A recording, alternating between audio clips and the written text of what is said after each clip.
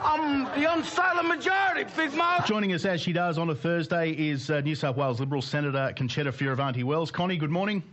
Good morning, Stephen.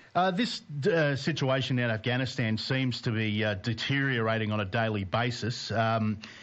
The Taliban is going to revert to, it's not going to, it's already reverting to its oppressive regime, and we're hearing now that people are being prevented from getting to Kabul airport to get on these evacuation flights. Well, Stephen, that is not surprising. Just a few days ago, we saw the Taliban press conference. It was interesting in a headline in the Sydney Morning Herald a few days ago. It simply stated the Taliban are smiling now, but what happens next? I think that history has shown us what will happen next. They will revert to the very oppressive regime that we know from the past, and we know the reports of the actions of their militants in different parts of Afghanistan, and the brutality of this regime hasn't changed in 20 years. And you're absolutely right. The Taliban is saying or promising safe passage to Kabul airport for those people who want to leave the country, yet women and children are being beaten and whipped as they try and pass through the checkpoints set up by the militants. The problem I see here is, and you and I have discussed this before, that we have a moral obligation to help those Afghanis that helped Australia over the last 2 decades. We need to get them out of Afghanistan. The ship has almost sailed, though. I have to say, absolutely, Stephen. We do have a moral obligation. What I can't understand is that US forces and our forces were withdrawn before the very important mission of extricating civilians was completed. And that includes, as you say, and as I've said, and as we've discussed, the moral obligation to assist our locally engaged Afghanis who provided us vital support over the years, both to the ADF and to DFAT. And now, of course, we've seen the need for the ADF to redeploy and also the United States to have to redeploy thousands of Marines. And to some extent, as I said in the speech the other night, we seem to have put the cart before the horse. What does this mean, our absolute capitulation here, what does that mean for countries like China and Russia and their, I guess, estimation or view of us and our allies, and particularly the United States? Well, I think the circumstances that surround our departure have raised legitimate concerns about rationale behind the decisions that have been taken, which have led to the extraordinary policy and military failure. In relation to the enemies of the West, we'll see this as an opportunity. We will see, I believe, a change in the geopolitical situation. And, of course, our enemies, most especially China and Russia, will be emboldened. And already we have been seeing China saber-rattling in relation to Taiwan. And, of course, there are issues in relation to Russia and Ukraine and other parts as well. On a slightly related topic, the Berretta Report is, it's turned out to be an absolute waste of time. All of those soldiers that were implicated and had their reputations destroyed have now been told they've got no case to answer.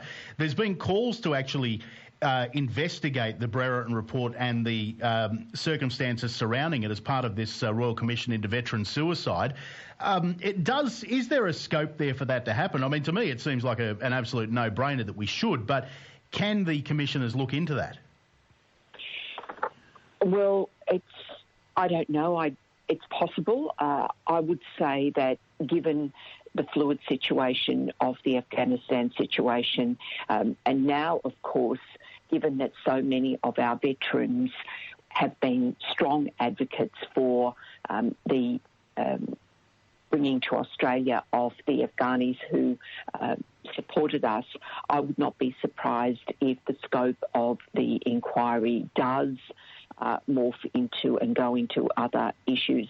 In relation to the Brereton situation, the the people that served in Afghanistan were not afforded the presumption of innocence, the same presumption of innocence that wasn't afforded to Cardinal Pell, that wasn't afforded to Christian Porter, and there were immediate jumping to conclusions in relation to these people. And some of the comments that were made, I mean, they were referred to as cold-blooded murderers. Well, now, of course, there is in relation to these 13, the charges have been dropped. I do think that there needs to be some serious reflection in relation to the way people were treated as a consequence of the Berretta Report. Yeah, absolutely extraordinary. The Prime Minister seems to have steeled up a little bit in the last 48 to 72 hours over the coronavirus response. About time he started to stand up to these state and territory leaders.